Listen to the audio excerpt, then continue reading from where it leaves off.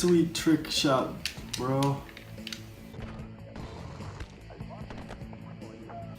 Woody, get it. Woody, get the soap. So, Disney and skateboarding, what do you guys think? How about you, John Locke, man of faith and destiny, or whatever?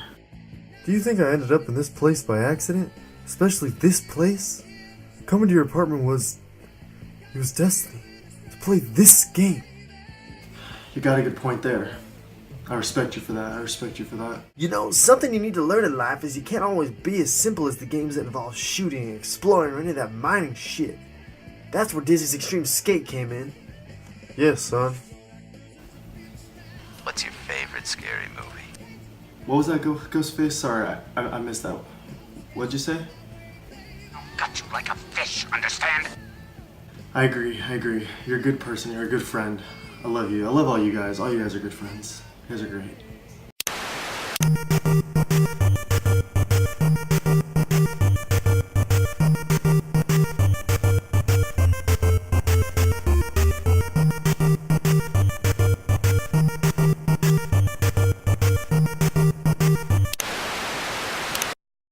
Well, now that I've gotten into the proper mindset, we're going to talk about a movie that's pretty much filled with the exact same thing. Dazed and Confused.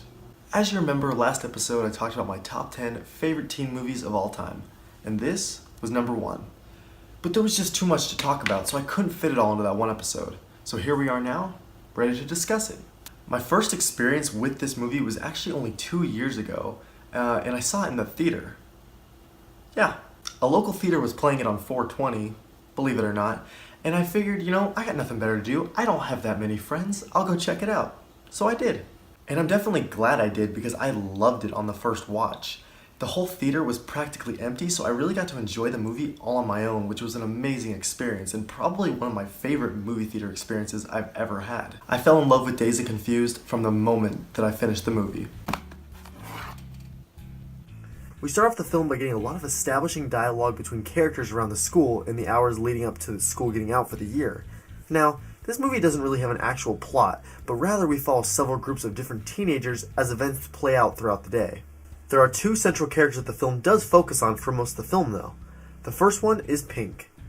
Shortly after the movie begins, we get introduced to him and his dilemma, which is basically... Pink's football coach wants him and the whole team to sign a sheet basically saying that they will not indulge in drugs, alcohol, or anything that could ruin the promising hard work the school has put in over the years. And signing that sheet creates a big internal conflict for this character because he can't bring himself to make that promise or even lie about it. I've always thought that this chump assistant coach who tried way too hard to relate with the players is all too true. I mean, every student in high school always had that coach, and then they had the head coach, who was always a stereotypical asshole, much like this guy. Hey! I want that piece of paper on my desk before you leave here today. Do you hear me? We are then introduced to our other central character, Mitch. His whole story revolves around avoiding the hazing that is soon to come to him as he makes his transition from middle school to high school. We also meet his friends, the other junior high kids. Tonight, I heard there's gonna be a girl with knockers this big. Bullshit. Promise, 2 handfuls. No way. Yes. If this wasn't me at that age. And soon after high school gets out, the hazing begins. Nice try, freshman. Tell you what, just for being such brave little kids, I'm only going to give each of you 5 licks. Okay? All right, grab a pole then, kid. Meanwhile, the big deal of the upcoming night is a party that's going to go down until it is soon foiled by the parents. I always loved this scene because I know exactly what that was like to have the parents ruin or roll the entire plans for a night. After we get introduced to the characters and this town, the sun sets and the night is young for these teenagers. One thing you notice really quick with this film, especially during all the establishing shots of the night, is that it actually has some pretty great set design. Everything feels so authentic, like it could actually take place in 1976, when really, this movie was made in 1993. One of the locations we see throughout the night is Top Notch Burger, a classic locally grown burger joint that looks right out of the decade. Now, I've been to Top Notch Burger. In fact, I was just only there like 2 years ago, shortly after I had seen the movie, and honestly, the place remains pretty untouched to this day, which is pretty interesting. It still had that classic feel, and it even had Ben Affleck's beatdown paddles. Another element of this film that you'll notice real quick is that the soundtrack throughout the whole film is amazing.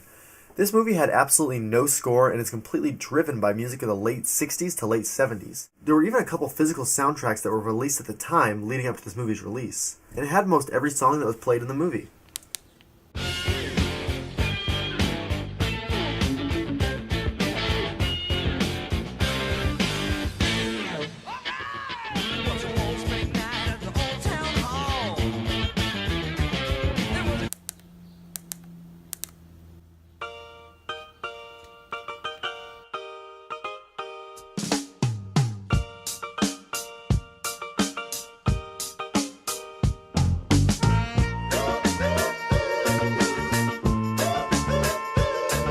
Anyway, Mitch finally receives his beating, and this is the moment where things flip for our character as he is welcomed by the seniors. Pink invites him to join in for the festivities for the night, thus beginning the start of his journey as a teen in high school. Soon after, we meet Watterson, played by none other than Matthew McConaughey, who is definitely one of the most memorable and quotable characters of the whole film. Say, man, you got a joint? No, not on me, man. It'd be a lot cooler if you did. This movie plays out in phases of the day. At first, during the day, we're kind of introduced to the environment and the characters that are in this movie, and then once it's transitioned into night, the fun begins, which I kind of already discussed already. The first part of the night carries out at the Emporium. Pink's group soon find themselves getting into all kinds of shenanigans like this. Me too, kid. Me too.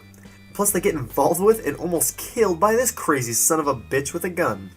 Meanwhile, the middle school kids, now excluding Mitch, escape this lame middle school dance. Anyway, these youngsters head out only to get caught up with the hazing, but don't worry, they get their sweet, sweet revenge on Affleck's character soon enough. And shortly after that, the final part of the night plays out at the party at the Moon Tower. Wait, what? New fiesta in the making as we speak. It's out at the Moon Tower. Moon Tower. Oh, right. Gotcha. Pretty quickly after arriving, my favorite little shrimp already gets himself into some heat.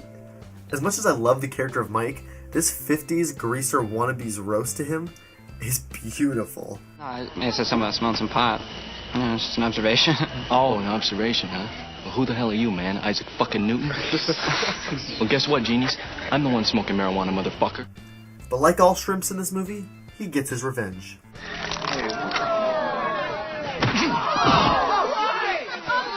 You did it. I can't believe it. Fight! And Greaser Douchebag beats him down while the crowd smokes and cheers. Wow, what a sight. Another punch to the face. Oh, that's a bloody old mess. Oh, then they break it up. It is broken up. This one is a draw. It is a draw as Mike cries and Douchebag steps back. Anyway, the night eventually draws to a close, and by the end of the night, Mitch thinks he's the hottest shit in town. And rightfully so, after all the crazy antics that he's involved himself in over the course of the night. He gets home, has a small confrontation with his mother, then goes to bed. It's this moment that he begins to reflect on and take in the previous night. Which is actually what us, the audience, does as well. We think about everything that we saw in the past 2 hours and kind of reflect on it as we sort of feel like we were with these characters and experienced the night with them. This right here is why I love this film, believe it holds up to this day, and consider it to have one of the highest rewatch values of any movie I've seen. What I love about this movie is that it has everything. Comedy, drama, romance, action, yet it has a tone. It doesn't feel like a ton of nothing. Everything works together so well. But this film is really the one that is my favorite to watch, to revisit high school and remember all the good times and kind of miss everything. But it also helps me basically look back and put it all in the past and move on with my life currently. One of the final scenes has a great message to take away from it. Marijuana on one? Reefer on two? No, I wasn't talking about that. No. The older you do get, the more rules are gonna try to get you to follow. You just gotta keep living, man. Livin. This scene gives us that general idea that you just gotta keep living because life moves too fast and we might as well enjoy it. At the close of the film, our two central characters basically learn that same lesson. While Mitch reflects on the previous night, Pink refuses to slip about staying away from drugs and alcohol, which is his way of enjoying his time while he can. Although rebellious and illegal, It's a heartfelt message. In my opinion, it's the most essential teen film of all time. A coming-of-age story about being young and enjoying yourself. Because you're only young once, so you might as well just enjoy it while you can.